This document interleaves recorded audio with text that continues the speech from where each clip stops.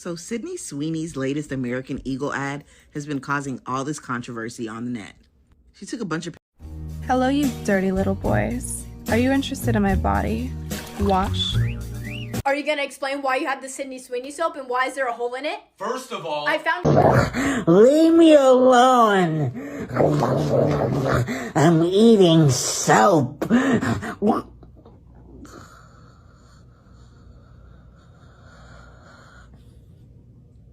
Wow.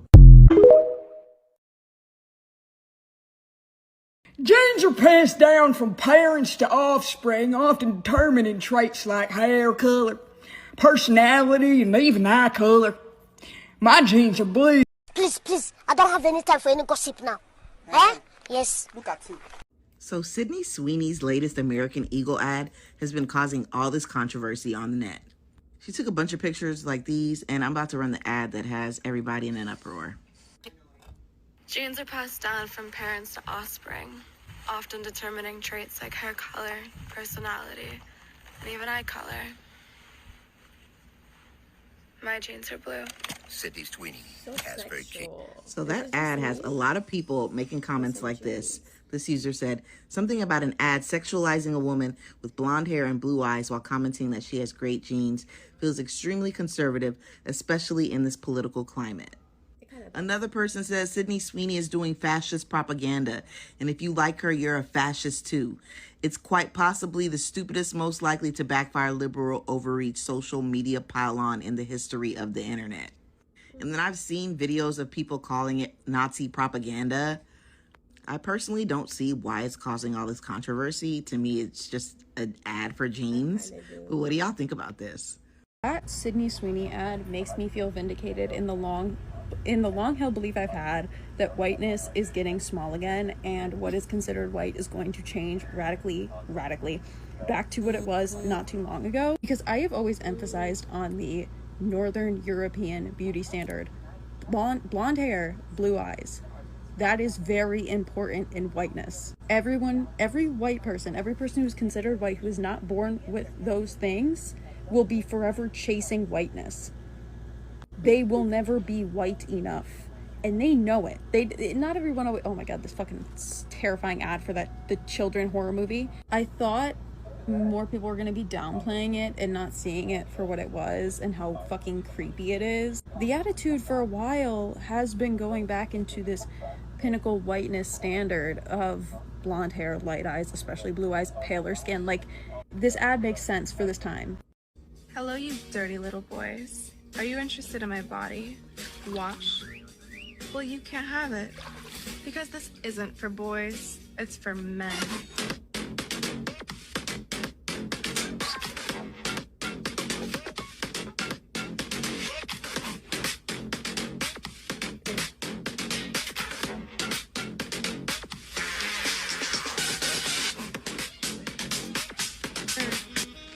So go to drsquatch.com today and quit being a dirty little boy.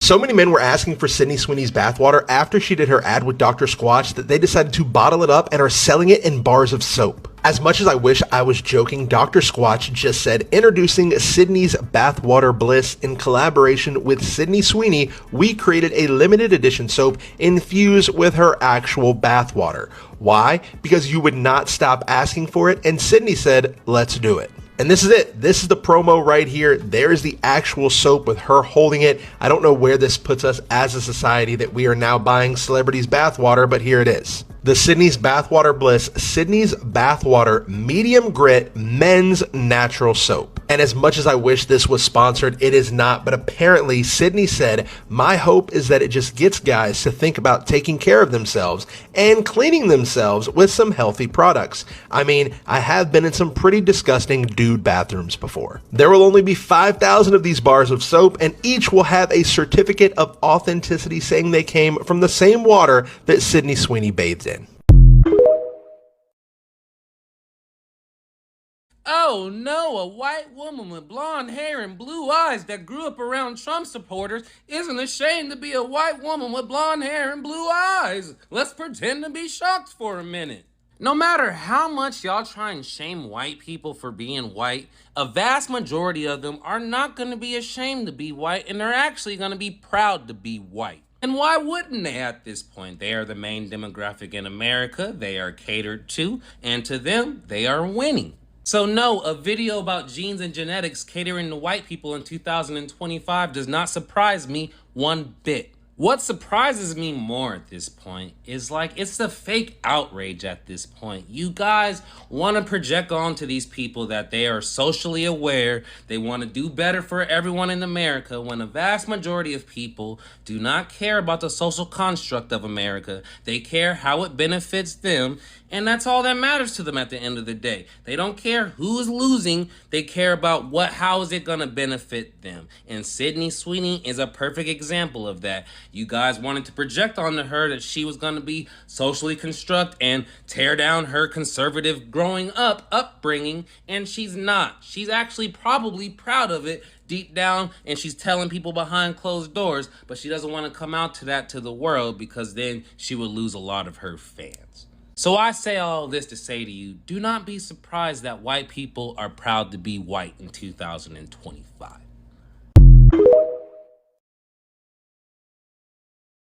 Sydney Sweeney has great genes. Sydney Sweeney's genes with American Eagle had the butterfly on them because she supports domestic violence awareness. Why would you pair a domestic violence awareness message with this hypersexualization of Sydney Sweeney? And there's the full mockery as well of objectification when Sydney is like, hey, my eyes are up here. And obviously this hasn't just come from Sydney Sweeney, it's come from a whole marketing team. But why would that ever be a good idea? A lack of regard for objectification and this hypersexualization of Sydney Sweeney should not be used to perpetuate a domestic violence campaign message. If anything, they contribute to domestic violence. It's going to frustrate men because they're going to think that actually we don't have body autonomy and we're always sexually available. And when somebody tries to break that mold, it's like, well, no, because we've been shown otherwise. I'm not here to tell you to buy American Eagle jeans. And I definitely won't say that they're the most comfortable jeans I've ever worn. Y'all, I don't want to talk about how Sydney Sweeney is an op, knowingly or not, but we gotta talk about it. I had to break out the big fat textbooks for this one, y'all. How many of you have heard that breakfast is the most important meal of the day? Stay with me. These things are connected, I promise. Have I ever let you down? Everybody knows that breakfast is the most important meal of the day, right? Well, guess what? That idea did not come from medical evidence or scientific research. It came from a 100-year-old public relations campaign and a communications strategist, a publicist, Edward Bernays, who was paid by a baking company in the 1920s to sell their product. He began to market bacon as part of a balanced morning meal. He convinced doctors to endorse that idea, and then he plastered it across billboards and newspapers everywhere, and boom, suddenly, bacon was a health food and breakfast was king. This is propaganda, marketing dressed up as truth, and you live inside it every single day. So do I. Buckle up, students. Professor Barger is in, and I'm black at it again. Welcome back to TikTok Comms Analysis class, where we don't just talk all things communications and media, we seek out patterns and decode them, frame by frame, word by word. If you're new here, I'm Amira Barger. Hi, behavioral communications consultant, professor, author, and your fearlessly authentic bestie. Let's get into it. So, why am I talking about genes right now? Because Sydney Sweeney, an American actress and Euphoria star, in case you've been living under a rock, was recently featured in an American Eagle jeans ad. The script went a little something gross like, I'm not here to tell you to buy American Eagle jeans, and I definitely won't say that they're the most comfortable jeans I've ever worn or that they make your butt look great. But if you said you wanted to buy the jeans, we're not going to stop you, and blah, blah, blah, blah, blah. On the surface, it sounds harmless, even cheeky, and yet, this is literally the playbook of Edward Bernays, the father of public relations. The entire vibe of that ad, it's telling you you're making this choice for yourself while manipulating you into doing exactly what they want, which is precisely why recognizing it is important. And the Nazis, just as a for example, they used this playbook too. Joseph Goebbels, Hitler's propaganda minister, took notes from propaganda like it was a master class, particularly in framing messages, using emotional appeals, and manufacturing consent. And Bernays, the author, later said he was shocked and horrified, but the fact remains his ideas were powerful enough to be weaponized by a fascist regime. And that's how influential propaganda techniques can be. They don't care who's using them or why. So who exactly is Bernays? Let me break it down. Edward Bernays was the nephew of Sigmund Freud, and he used Freud's theories of the subconscious to manipulate public opinion at scale. That's key, at scale. And he worked on the United States Committee on Public Information, CPI, during World War I. And this group, CPI, sold the war to Americans as one that would make the world safe for democracy. And they were so effective that their model became the blueprint for every propaganda campaign that came after, from wars to toothpaste to, yes, jeans and eugenics. Bernays believed that you don't sell products by focusing on the thing itself. You sell it by attaching it to identity and emotion. Want women to smoke? Call cigarettes torches of freedom and link it to feminism. Want people to eat bacon? Declare that a hearty breakfast equals health for your 16-hour day where you need strength and ultimately for your success. Bernays didn't just throw out ads and hope for the best. He used psychology to shape behavior at scale. And here are 3 of his favorite tricks. 1, authority bias. People are more likely to believe something if it comes from an expert or authority figure. And Bernays exploited this by convincing doctors to sign letters endorsing bacon and eggs as a healthy breakfast. When a doctor says it, you don't question it, you just do it. 2, social proof. Humans copy what other humans are doing. Bernays knew that if he made it look like everybody else is doing it, whether it was women smoking as a sign of liberation or men eating bacon for health, you'd join in because it feels safe and normal. 3rd, identity framing. This is the real Jedi move. Bernays sold products by tying them to who you are rather than what they are. Cigarettes became torches of freedom for women. Cars became symbols of masculinity. And breakfast became a patriotic duty during wartime. And he wasn't just selling products, he was selling you back to yourself. The idea that consuming a thing made you a certain kind of person. And this is what Noam Chomsky and Edward Herman called manufactured consent in their book, shaping how people think and feel so that they can make a choice that you wanted them to make all along. And it's not just advertising, it's culture shaping, and also it's gross. Totally strategic propaganda. And don't just take my word for it. Here is Chomsky and Herman in their book on page 1. The mass media serve as a system for communicating messages and symbols to the general populace. It is their function to amuse, entertain, and inform, and to inculcate individuals with the values, beliefs, and codes of behavior that will integrate them into the institutional structures of the larger society. In a world of concentrated wealth and major conflicts of class interests, to fulfill this role requires systemic propaganda. Systemic propaganda. That's not me saying it. That's Chomsky and Herman telling you straight. Now, some campaigns that you probably thought were just fun. Don't mess with Texas. Let's start there. Manipulated state pride as part of an anti-littering campaign funded by the Texas Department of Transportation in the 70s and 80s. Bet you didn't know where that phrase came from.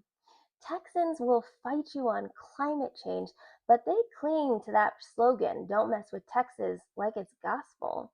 What did Alanis say? Something like, isn't it ironic? Second, Got Milk, created by the California Milk Processor Board to boost sales. Not because milk is uniquely healthy in some way, But if you paint enough milk mustaches on movie stars and athletes, don't get me wrong, this can be a power that is used for good. Smokey the Bear's "only you can prevent forest fires." That's a good use of propaganda, aka communications theory and techniques, because it promotes shared responsibility for the environment. The same with smoking cessation campaigns. They save millions of lives. And don't even get me started on COVID-19 and vaccinations, because I was in the thick of it in that work with the CDC and Pfizer. Anyhow, here's why the Sydney Sweeney ad feels like a dog whistle. Because it is. And I don't use that term lightly. The script uses reverse psychology framing. I'm not here to tell you to buy these jeans, so that your brain goes, okay, so you're telling me to buy the jeans. It positions consumer choice as freedom, just like Bernays' cigarettes as freedom campaign. And there's a bigger, grander layer here that we need to consider. The ad leans on coded American identity, buy American, which has long been weaponized as a purity test tied to white nationalism and exclusionary ideas of who really counts as an American. The ad was pretty blatant, at least if you're paying attention. Maybe it feels subtle to folks who choose the darkness, you know? And that's the thing about propaganda. It works best when people don't notice or don't want to notice. And for anyone who is out there saying, you're reading too much into it, welcome to the point, you troglodytes. Glad you could crawl out and join the rest of us. Propaganda isn't about overt messaging. It's about what gets normalized while you're busy thinking it's no big deal. Each of us, as consumers, citizens, voters, and participants, needs to care and understand why this matters to you, because communicators, people like me, but not as cool as me, obviously, and not as ethical, and maybe even you, hold incredible power. We shape narratives, and those narratives shape what people think is true. Bernays wrote about this himself in his book. The conscious and intelligent manipulation of the organized habits and opinions of the masses is an important element in democratic society. Those who manipulate this unseen mechanism of society constitute an invisible government, which is the true ruling power of our country. We are governed, our minds molded, our tastes formed, our ideas suggested, largely by men we had never heard of. Translation: if you control stories, you control people. That's why I wrote my book, The Price of Nice, because this culture doesn't just sell you bacon or jeans, it sells you niceness. It tells women and marginalized people, for example, to be polite, play nice, don't rock the boat. That's how systems keep power, by convincing all of us that compliance is your choice. And in my book, I give a 4-part framework to help us break free from that. Think how history shapes what you believe, feel how discomfort shows up when you resist, and do how to take intentional action and revisit how to sustain real change. And this isn't about throwing away kindness, it's about practicing the antithesis of nice, nerve, in a world built to manufacture you sitting pretty, staying quiet, and playing nice. And let me say this part out loud because some of y'all need to hear it. This is irresponsible marketing, communications, and public relations, period. To be clear, I don't blame Sydney Sweeney alone, but she did choose to participate. The larger problem, however, most of the people working in comms, marketing, and PR today that did that ad, they couldn't cite a single communication theory if it hit them in the head. Sure, they can execute a campaign that gets attention. They can make something trend. They can get you a click, get you to buy jeans that you don't need. But ask them why it works. The thing that they call their craft, ask them to explain it to a 5-year-old so the lesson actually sticks. Crickets. And I can say that because I'm a unicorn. I'm one of the few who actually in this field knows the theory and the sociology and the psychology behind what makes people move. That behavioral science bit that I always harp on, because that's my craft, my study, and my life's work. I've worked and currently work within the largest consulting communications firms in the world, and I am still baffled by how many people don't understand the tools in their toolbox. And honestly, they don't want to. It's lazy work, and they don't deserve your attention or your dollars just because they have a fancy title or work at a big name company. Don't ever confuse position with competence. Just because someone has a job at a fancy place doesn't mean they earned it, or that they know what they're doing beyond following instructions. I, as an example, have receipts for my credibility beyond a job and a title. Just ask. And when it comes to propaganda level messaging, the kind of ignorance exhibited by too many marketing, communications, and PR teams is dangerous. Now, here's my question for you and for myself.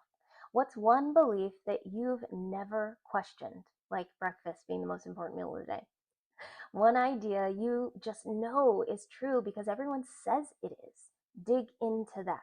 Where did it come from? Who benefits if you keep believing and perpetuating it? Because propaganda isn't just history, it's right now. And the only antidote is awareness and nerve. The entire reason that I make these TikTok videos. The information should be widely available and free. You're welcome. If you're ready to stop being manipulated into nice compliance and start practicing nerve, remember to like, share, and follow, and feel free to pre-order my book, Pretty Pretty Please. Buy 10 copies, give them to friends, and let's change the narrative on jeans, on breakfast, and on our future. Because remember, these ads, these campaigns, they are not neutral. Words are never neutral. They are either tools of liberation or tools of control. Which side are you on? And are you okay with your consent being manufactured while you scroll?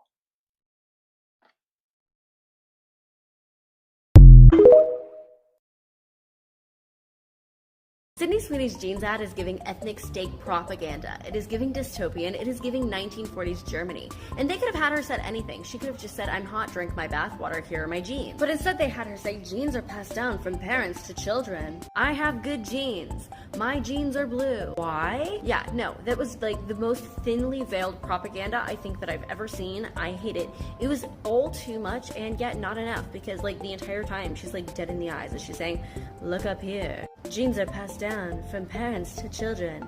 And I hear that they scrapped a Renee rap collab for this, so I'm just wondering why they thought this was the move of everything. I saw this video of this blue-eyed, blonde-hair white lady being like, I don't get what the problem is with the Sydney Sweeney commercial.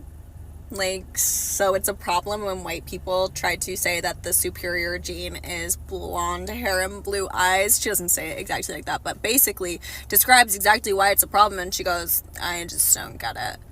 And then a bunch of other idiots get in her comments, they're like, you're not missing anything, you just have common sense.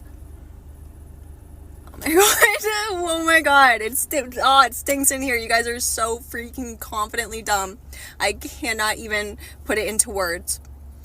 What, do we have no historical literacy? Ever heard of the last time people tried to do this? Ever heard of the last time that people tried to say that blonde hair and blue eyes were the superior genes? And, like, how does that not read to you? How is that not translating to you? How stupid do you have to be? I literally can't imagine being so stupid. And one person in the comments was like, we could explain it to you so many times, but you're never going to get it for a few different reasons. Like, first of all, you're so stupid. And second of all, you don't want to get it because you're a white supremacist. Like, you just got on the internet and said loudly that you're a white supremacist. That's what the video was. And in the comments, it's all a bunch of other white supremacists proudly proclaiming that they're white supremacists, and they don't even know it. They don't even realize it. I genuinely can't imagine being so stupid. If I ever had a take so stupid and also just, like, horrible, I would literally never post on the internet again. I would delete my social footprint and go into hiding, genuinely.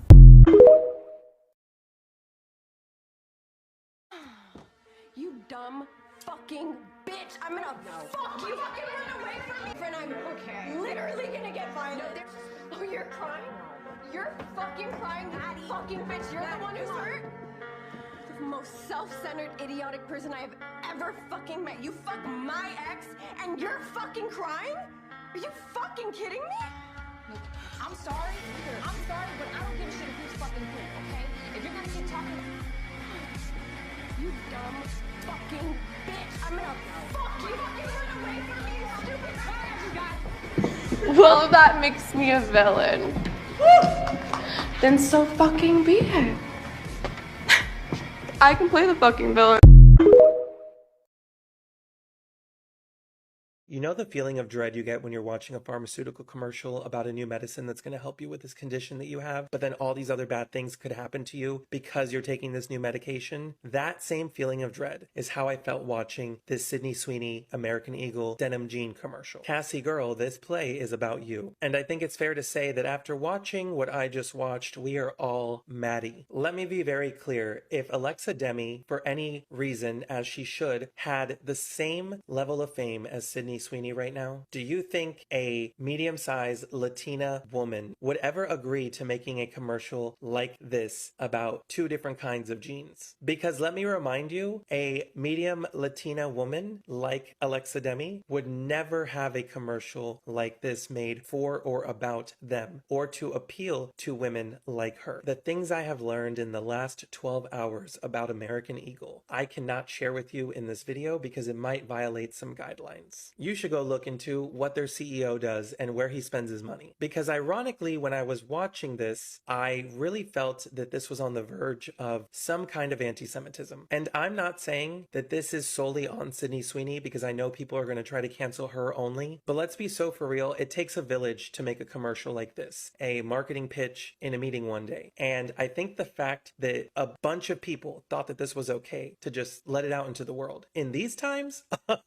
despicable. One of the main crowds that Sydney Sweeney has always appealed to is the conservative men and women of this country. It is very interesting that she herself would even agree to doing a commercial like this. Because for me to think that, no, she didn't get it, like she didn't understand what was going on, feels like a hard hill to get myself over. I didn't know that she was going to be giving us a biology lesson in this advertisement for an American Eagle jean. The message that this is sending and the demographic of blonde hair, blue eyes is wild again in these times. I would like people to question the advertisements that they see, to wonder who thought of this idea and why is this idea so impactful on me, and what message am I really getting from this concept that is being shown to me to get me to buy something. Because the people that often prefer Sydney Sweeney a lot visually are the people that are trying to be appealed to in the, let's just say, you know that show Adolescence and what that's all about, that category of men, the male loneliness epidemic. Because we know it's selling clothes to women, but we also know it's selling something else to men. Right now, the demographic of people in that category are a very impressionable group of people. And so the message that this is sending to those people is what people call a whistle for a dog. I am brown and I am queer, so I have to be very careful about the way I say everything in this video. Please know I could go into greater detail. If you're sitting here thinking, oh, you know, this is just a commercial, it's not that deep, y'all. Commercials and marketing, which I have worked in before, are very subliminal sometimes. Other times, they're just right in your face so that you feel like you need to buy something. And I will say this, I have been very concerned lately, not only with red type of content, if you know from adolescence, again, that type of content that is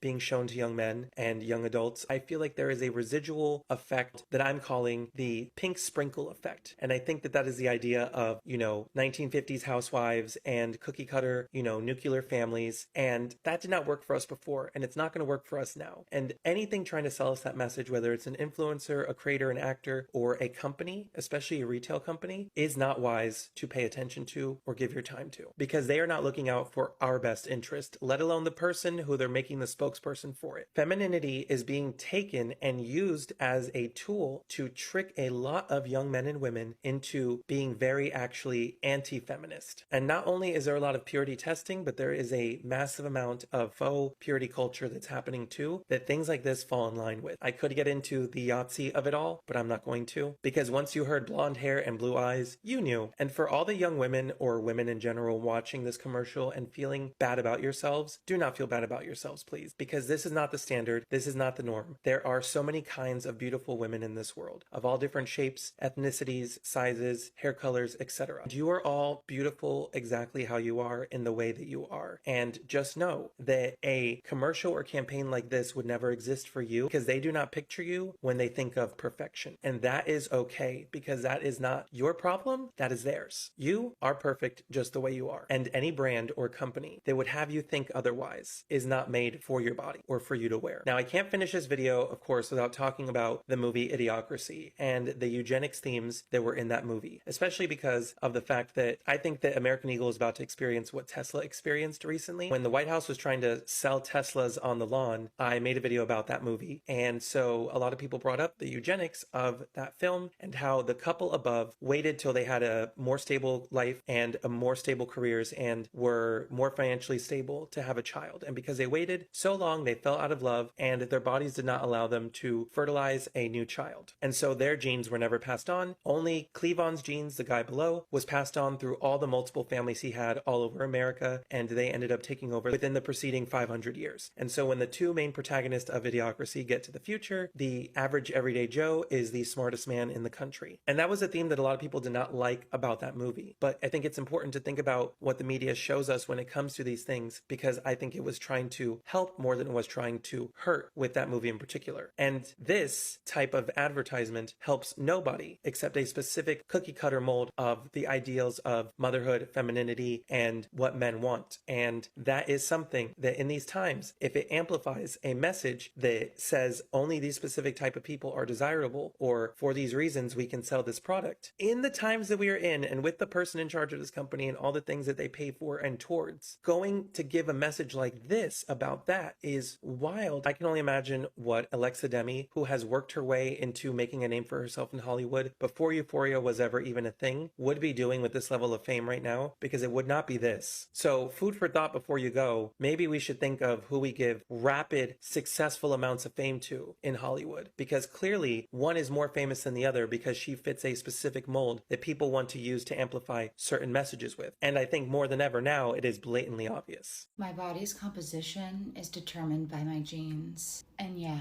you can keep your eyes right there, because when I say genes, I do mean genetics. Boy, did I win the lottery by being born with blonde hair and blue eyes. The European, utopic, desired standard of beauty.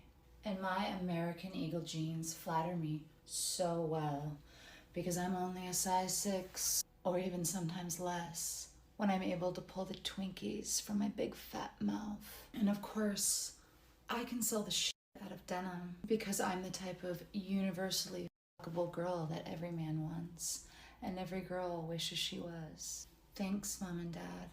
Sydney Sweeney has great genes. I'm going to say straight out of the gate, I have no clue who Sydney Sweeney is, but apparently she made a commercial where it seems like she's selling blue jeans, but really maybe she's selling eugenics. And I was like, oh yeah, remember a couple of years ago, those Levi's jeans made with white labor that sold at auction? There's nothing new about eugenics and fashion. There's nothing new about racism and blue jeans. So I want to talk about the commercial, both how the public is reacting, what it means for American Eagle, and then also a little bit about the history, very briefly from my lay position as someone who's not a clothing historian, but has a deep and long interest in the ethics of fashion, lack of ethics in fashion. Also because I talk a fair amount about how fascism and eugenics, they're like this. So when I saw that commercial, I was like, oh yeah, there's a lot to unpack here. So first, let's watch it. Genes are passed down from parents to offspring, often determining traits like hair color, personality, and even eye color. My genes are blue. Sydney Sweeney has great genes. Okay, girlfriend, I don't know why you're talking like that, but I have talked extensively about how women tend to artificially alter their voices under white supremacy and the patriarchy in order to appear more acceptable to men, to appear less threatening, and attempt to present as sexually desirable and also innocent and fragile and needing protection from men.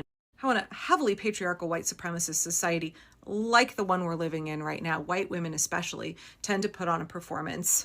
We perform a certain kind of femininity that we think is submissive, infantilizing, appealing to men in order to buy ourselves a measure of protection within this system. And actually, this is a good segue here.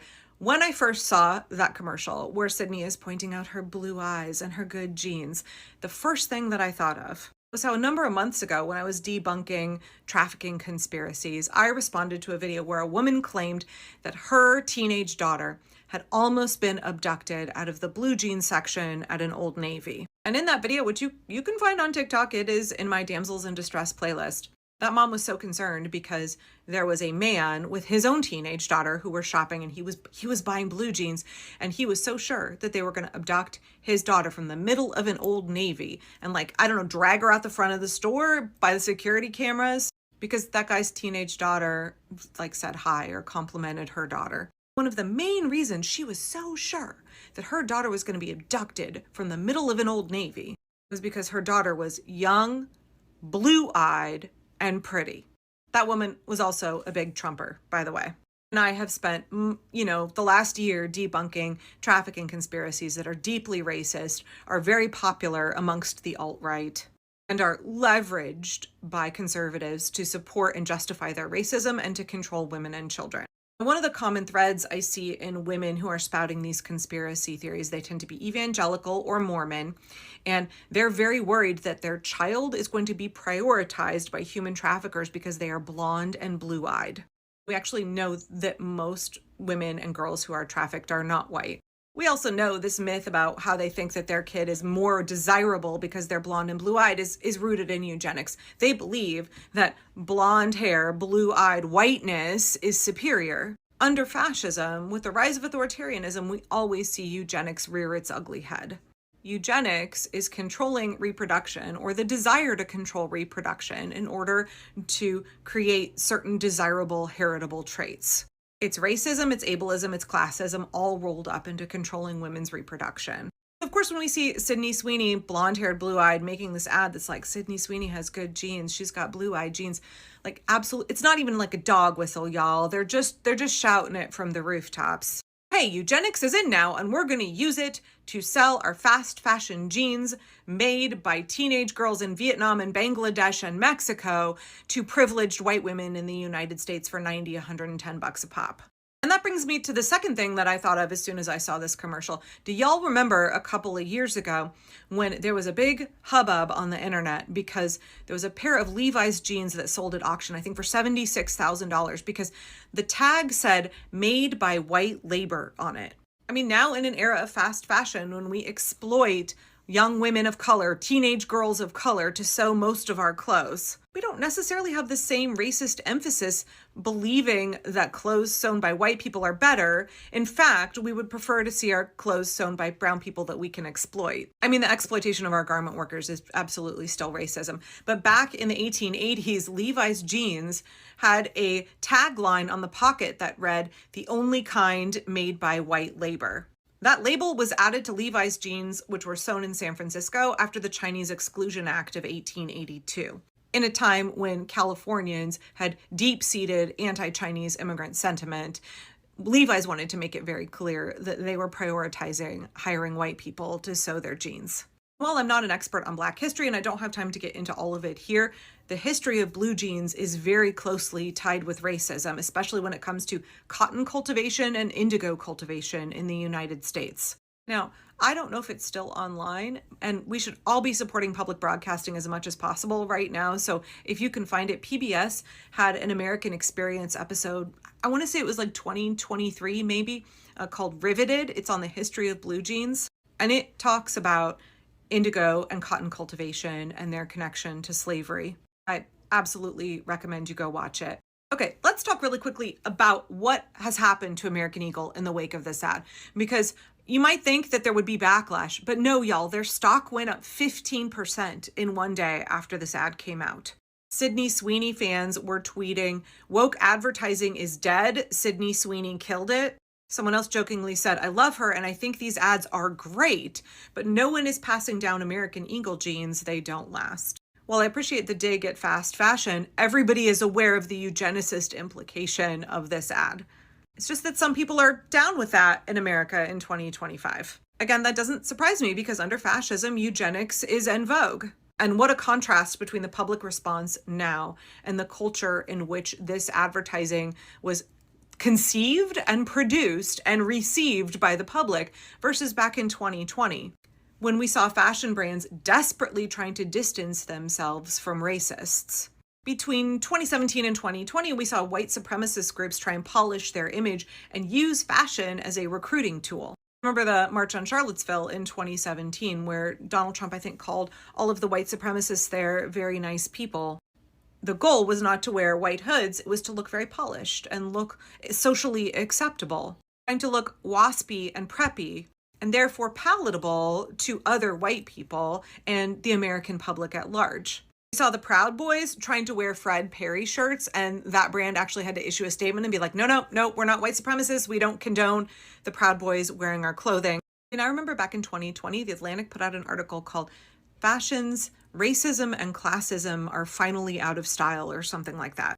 We saw in fashion in that period much more inclusion of different body shapes, different ethnicities, different hairstyles. Despite the fact that our society was grappling with Trump's authoritarian attempts under his first term, despite the fact that we were living in a society under Donald Trump's first term, and despite the fact that we were dealing with Donald Trump in the White House at that time, socially, we were in a period of far greater acceptance of more diversity of the way people live and the way people look, and also the way people clothe their bodies, a lot more freedom of expression, a lot more inclusivity, and at least, a veneer of it from brands who understood that if they looked more open and accepting, if they looked more socially conscious, they would sell their products better. And that was a big swing in the pendulum from previous decades. Now, I grew up in Texas. I remember my best friend at the time, his mother wanted him to only wear Ralph Lauren or Lacoste shirts.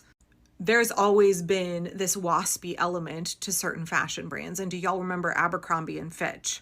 It's not just like Ralph Lauren and Tommy Hilfiger that have promoted this kind of white Americana ideal in order to sell their fashion brands. I mean, if Abercrombie and Fitch were around today, they would probably be doing this kind of advertising like American Eagle. The CEO of Abercrombie was quoted in 2006 as saying, "A lot of people don't belong in our clothes and they can't belong. Are we exclusionary? Absolutely." They called themselves All-American and white hot as a brand.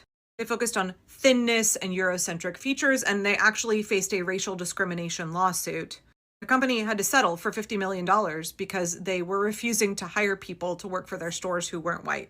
So the pendulum swings, right? And it went from the late 90s to the 2010s, and now we are back over here again, where because of the regime, because of the mood of our society, eugenics are once again en vogue. And fashion brands, they don't really care about ethics at all. They care about what sells.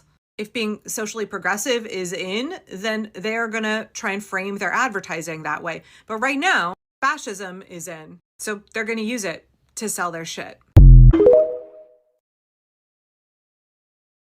One of the aspects I haven't seen anyone talk about with this story is the fact that American Eagle's CEO has been involved with helping to fund ethnic cleansing for years. I want to circle back to that, but first I want to start by talking to the people who are more so in the middle or wondering why this is even being talked about. Unlike that, I would start by asking the question, well, if there are great genes, what do bad genes look like? One thing that we shouldn't do as adults with fully functional brains is pretend that context does not exist. The president campaigning, for example, and going into a rant about immigration, then talking about how there are a lot of bad genes in our country. The president who has brought up the racehorse theory, which is directly related to eugenics, to an all-white crowd before. At a rally in Minnesota, he said, "You have good genes, you know that, right? You have good genes. A lot of it's about the genes, isn't it? Don't you believe it? The racehorse theory, you think we're so different, you have good genes." In Minnesota. A lot of Jewish historians came out after this and said, hey, we recognize that rhetoric and we know what the racehorse theory is. America is generally too stupid to recognize this or too hateful to care. So now circling back to American Eagle, the other question I want to ask you is, do you think this stuff did not come up in a boardroom when this campaign was being developed? I went to school for both marketing and psychology. I've spent my entire professional career in the marketing world, most recently as a director of marketing. I worked for big agencies. I've never worked for a company like American Eagle in-house. What I can say from my experience is I have seen up front the painstaking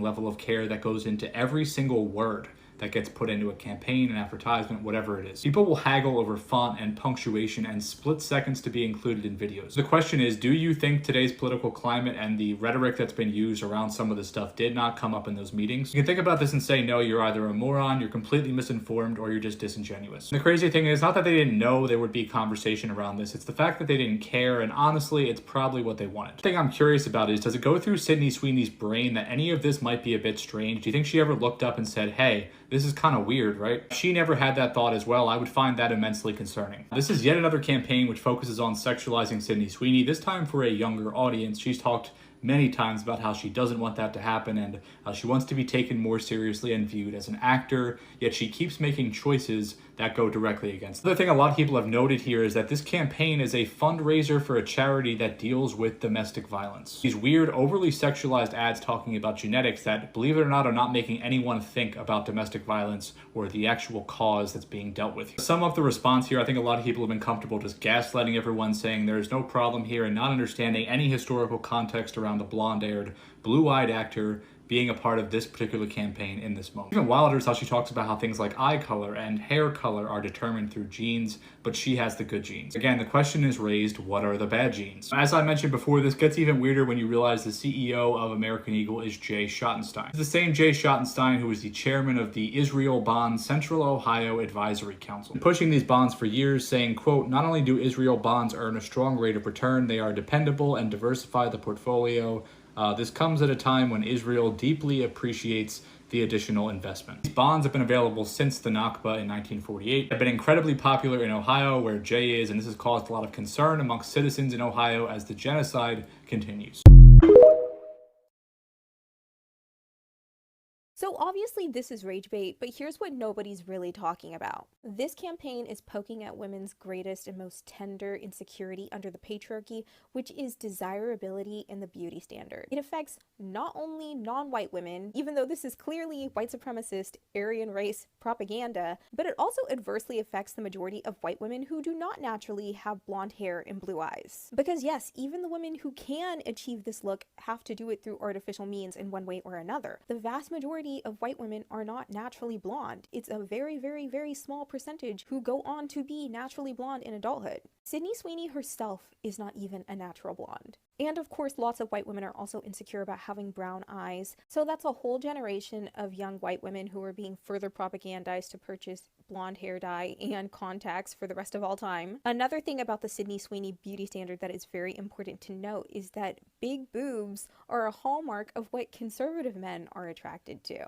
At the end of the early 2000s and through the 2010s, we were becoming a more progressive society, and so we also naturally progressed to be a more ass-centric society. Women of color are more likely to have a naturally fat ass. These things intersect. Imagine that. This campaign using Sydney Sweeney in this way is pushing women to pander to conservative men in their fantasies. And before I go any further, I also think it's important to note, and I can second this based on my own personal life experience, that a lot of conservative men just want to show the world that this is their type. But like the Madonna whore complex, they're actually likely to also be interested in women of color, black women, trans women, and then just hold a woman like Sydney Sweeney up on their arm to show to the world that they are adhering to the white supremacist, patriarchal, capitalistic beauty standards. Because men, and especially conservative men, are male-centered too. And unfortunately, a lot of times the woman on their arm is a lot more about keeping up appearances than it is about what they genuinely desire. But anyway, the messaging for women is that you need to be desirable. This is what desirability looks like. You want to be desirable for men. You know what type of man is into this? Conservative men. That leads women to be conservative women. The birth rate has crashed and is burning. They want women back in the houses, back in the kitchens, popping out babies like there's no tomorrow. And you know what guy is most likely to believe in that specific American vision as well? The same type of guy who wants to have this type of woman on his arm in public. It is a trap. Classic propaganda tactic. It's a whole lot of subliminal messaging packed up in this campaign that will affect the brains of women who are either too young and naive to understand this, or just not the sharpest tool in the shed. Sure, it'll hurt the self-esteem of women of color, but this is actually most dangerous for white women, because again, most white women do not naturally look like this. Even Sydney Sweeney does not naturally look like this. She has to buy a bottle of blonde hair dye every single month. It keeps women on a perpetual hamster wheel of chasing desirability for no one other than men. And who does it serve? The elite's pockets. It's a capitalistic scheme. That's what I mean when I say that capitalism and patriarchy are cults. They tell you how to live your life as though this is the only right way. And oftentimes it's done by a lot of brainwashing and subliminal messaging, and it's in fucking everything. To the untrained eye, the unintelligent eye, this looks like a normal ass campaign where they're just saying Sydney Sweeney is hot. But if you think deeper, if you have critical thinking skills, this is Nazi propaganda. The only way to actually win the capitalism patriarchy game as a woman is to stop finding and putting your value in how well you meet their white supremacist beauty standards and in how horny you make men. Because one day, Sydney Sweeney's gonna be a little too old for their liking and they're just gonna dump her for the next young blonde, blue-eyed bombshell. And the cycle will continue unless we choose to get smarter and stop absorbing the messaging.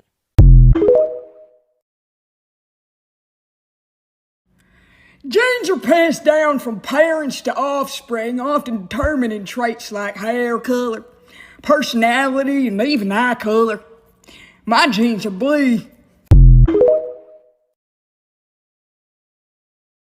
Genes are passed down from parents to offspring. My genes are blue.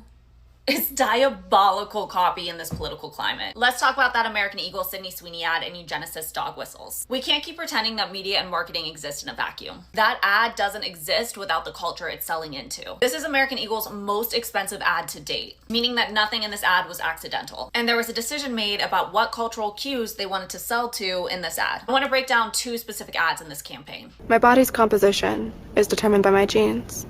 Sydney Sweeney has great genes. This whole ad relies on the double entendre of genes and genes. It's more than a cheeky wordplay, it's a dog whistle. We are seeing the rise of fascism in America. And with this comes this rise of eugenics. To put it simply, eugenics is the belief that some people have better genes than others. I'll let you guess what people fall into which categories. In eugenicist thinking, society encourages certain people to reproduce while discouraging others, and in some cases, even preventing others through forced sterilization. In this ad, by saying my body's composition is determined by my genes, Sydney Sweeney has great genes, it's saying that Sydney Sweeney has a great body and therefore great genes, and therefore is a product of genetic superiority. Specifically saying these white, thin, traditionally feminine bodies are not just aspirational, but symbols of morality, tradition, purity. I think the next ad takes it even further. Genes are passed down from parents to offspring, often determining traits like hair color, personality, and even eye color.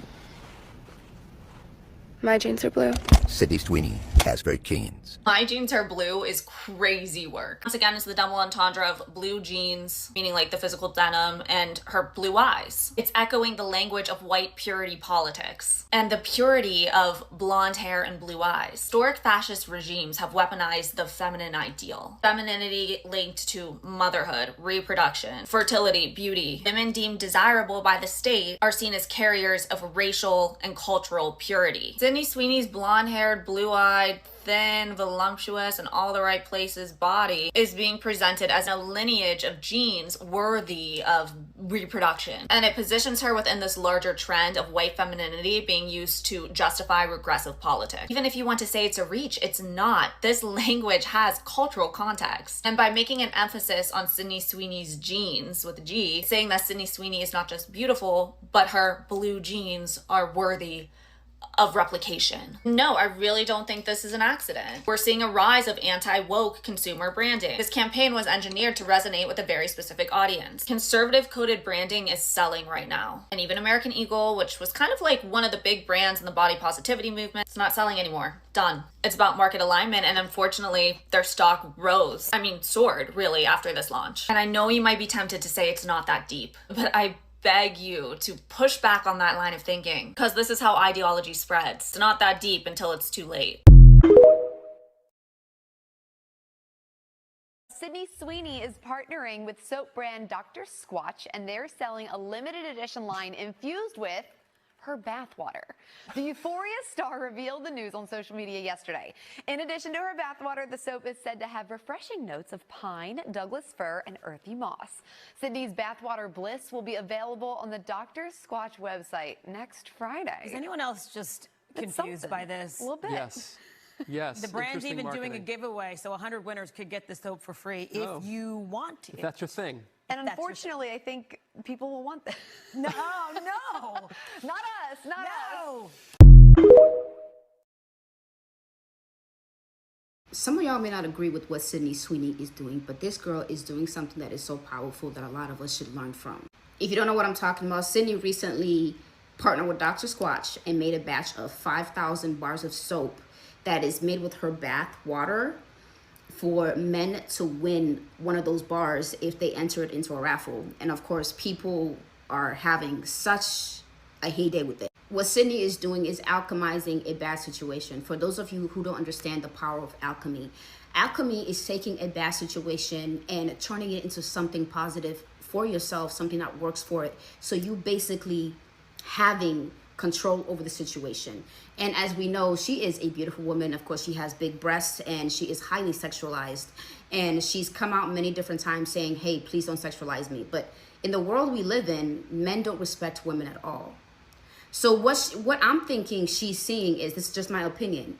She's like, okay, this situation is not going to stop. I'm going to figure out how to make it work for myself. And it looks like she's just having fun with this situation because she understands she's highly sexualized. She's like, let me figure out how I can make money from this. Whether you agree with what she's doing and how she's doing it, that is your prerogative, but it is not setting us back. She's a woman figuring out how to change, make a situation work for her. A lot of you go through different things in life and you tend to sit back and you think, why is this happening to me? Instead of asking, why is this happening to me? Asking, what is this teaching me? How can I take a hold of this? How can I no longer become the victim? How can I take this situation and learn from it and grow from it and make it work for me? You don't have to sit in victim mode and expect people to change in order for you to be happy. You have to take charge of your own life and turning situations into something that works for you. And again, she's not sending us back. And I need y'all to understand that I don't think it's her actual bathwater. Come on now, y'all. Like, you can't put out products like that. It's unsanitary. I believe in giving women the options to do whatever they want with their lives. As long as those women can go to bed at night and they can sleep and are okay with themselves, women should have the choice to cover up if they want to cover up, to not cover up, to show their chest, their body, and not be highly sexualized because of it. I don't know about y'all. That whole comment of she's sending us back, I feel like y'all are actually tapping into the control of men. And honestly, I don't blame her because men lack sexual discipline. They are the reason why OnlyFans exists. It's not because of women. And these women are realizing, okay, men highly sexualize us. Let me see how I can make money from them. And that's exactly what these women are doing. Now, you don't have to take that route. You do what you want to do, but allow other women to alchemize their situation into something that works for them. So Sydney Sweeney has finally offered a response for this very problematic jeans ad that she did that was kind of in memoriam to the very inappropriate ad that Brooke Shields did with even more eugenics and white supremacy. I honestly can't believe what she had to say. She said that Lulu is still homeless with her 3 kids and is in desperate need of getting housed immediately, after losing her baby to cancer, ending up in the homeless shelter, and then the homeless shelter trying to transfer her to a much less safe shelter for her remaining 3 children. It is urgent that we help them. Trump has declared homelessness criminal. That means if they do not get to stay in their hotel, they will not be okay. And being in the hotel is not enough. Lulu needs to be housed. As you all know, I really don't want to post right now. But I'm going out for my husband's birthday. I look nice. And so I'm doing this. I need y'all to lock in because I can't do this for much longer. Have you seen the Sydney Sweeney's done this thing with like soap? And she's put her bath water in soap. Right. It's a bar of soap with a hole in it. Right. And it's got her bath water in it. And it's like she's collabed with them. I mean, male audience. Like, I'm Absolutely. not going to want to bathe in Sydney Sweeney's No. bathwater. Give me Channing Tatum's, I will buy it. I love the outlook on What it. do you mean? Because you're the same as me. I saw it and I was like, oh, I'm not buying that, but boys will love it. But then other people, so other women, Surely other women aren't like No, no. devil worshipping the Sydney Sweeney. they are thinking, hating I'm it. They're like, this is taking us back. women rights. Yes, yes, yes. I don't know about, like, Melissa and I are like on the fine edge. Like, I respect like the movement, and it's a very Yes. awkward thing to talk about because It you is. get a lot of hate either way. You can't really say anything right, but like, I would love it if all boys were wanted to bathe in my bathwater. Absolutely. I would go to sleep Worship me. happy at night thinking I have succeeded. You all are buying, you're giving me money because you want to bath. In my dirty bathwater. Yeah, like, Uh-huh, fuck me, I'm a legend. Also, it's her choice. No one's fucking making her do it. She's gone, yeah, sign along the dotted line. I feel like she knows what she's doing, though. I think she's quite switched on. So I feel think like it's this fantastic. is quite Jake's move, to be fair. Oh my god, do you think we could Should we get some Wednesday's bathwater? pregnant women's bathwater? People would probably go mad over No, that. they wouldn't. There is a hole in the middle of Sydney Sweeney's bathwater soap. And I just watched this video of a girl who walked in on her boyfriend using the soap. The new flavors that they just announced actually makes me sick to my stomach. For context, Sydney Sweeney's bathwater soap sold out in 30 seconds. The new Sydney Sweeney bathwater flavors that they just announced are even more worser than this one. Seems that the only positive from this will be that gooners will finally be cleaning their ditchies. A lot of girlfriends will actually be getting the next flavors of Sydney Sweeney's bathwater for their boyfriends. It's really sad, but it seems like this is the only way that some boyfriends will be cleaning out their cheese. A lot of girls are mad at Sydney Sweeney because they say that Sydney Sweeney set them back 100 years because no girl should be selling their bathwater. It honestly seems that Sydney Sweeney just wants guys to be clean, and that women should actually be thanking Sydney Sweeney for this. This is where it gets even more insaner. Went on Jimmy Fallon, she literally didn't even address the soap. However, people are begging for these next flavors, and some men refuse to bathe themselves until they come out